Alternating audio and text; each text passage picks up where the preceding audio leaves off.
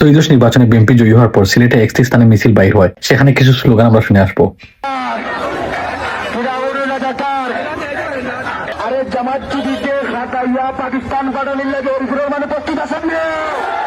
বিএনপির উদ্দেশ্যে বলছি, আপনারা যখন জামাতের সাথে জোট করে নির্বাচনে আসেন তখন আপনারা বলেন না এই জামাত রাজাকার।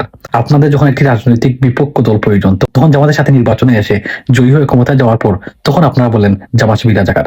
তাহলে কিসের জন্য নির্বাচনের ঘোষণা যখন দেওয়া হয়েছিল তখন কিসের জন্য বলেন না এই জামাত শিবির রাজাকার, আমরা রাজাকারের সাথে নির্বাচন করব না? তখন বলেন নাই। আপনাদের উদ্দেশ্য ছিল নির্বাচনে জয়ী হওয়া, তারপর ক্ষমতায় যাওয়া, তারপর জামাত শিবিরকে আবার রাজাকার টাক দেওয়া, তারপর তাদেরকে নির্যাতন করা।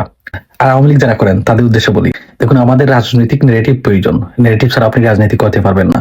যদি আওয়ামী লীগের ব্যক্তিদেরকে বলি, আপনারা দেখুন এরশাদের বিরুদ্ধে যখন আন্দোলন করেন তখন কিন্তু জামাত আপনাদের প্রয়োজন ছিল। খালেদা জিয়ার বিরুদ্ধে যখন আন্দোলন করেন তখন কিন্তু আপনাদের এই জামাতের প্রয়োজন ছিল। আর আজ আপনার দিবালোকের মতো এই সত্যকে অস্বীকার করে বলছেন জামাত শিবির রাজাকার। দেখুন আমরা আবেগে এটি সত্য, কিন্তু আমরা বোকাও নয়, আমরা নির্বুধও নয়। অর্থাৎ জামাত শিবিরকে যখন প্রয়োজন হয় তখন আপনারা ব্যবহার করেন, আর ব্যবহার করা যখন শেষ হয়ে যায় তখনই তাদেরকে রাজাকার বলে উল্লেখ করেন। একজন সাধারণ নাগরিক হিসাবে, যেহেতু স্বাধীনতার পরবর্তী তারা এদেশে বসবাস করছেন, তারা এদেশের নাগরিক, তাদের নাগরিকত্ব রয়েছে, নাগরিকত্ব থাকার পরও যদি তাদেরকে আপনারা এখন বলেন রাজাকার, এটি কি শোভা পায়? দেখুন তাদের রাজনৈতিক নেগেটিভ হয়তো একরকম, আপনাদের অন্যরকম। তার অর্থ এই নয় তাদেরকে আপনি বলবেন এই মুহূর্ত বাংলা চার। বাংলা তো আপনাদের বাপদাদার নয়, আপনার মায়ের খাবিনের মধ্যে কি পাকিস্তানি দিয়ে গিয়েছিল যে এই বাংলা তোমাদের?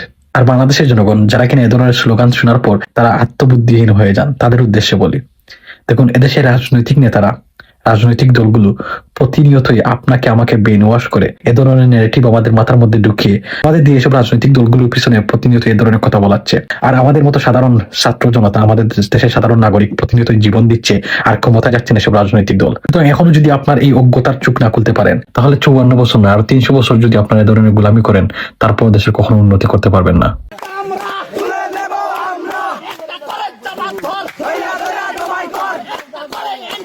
ধর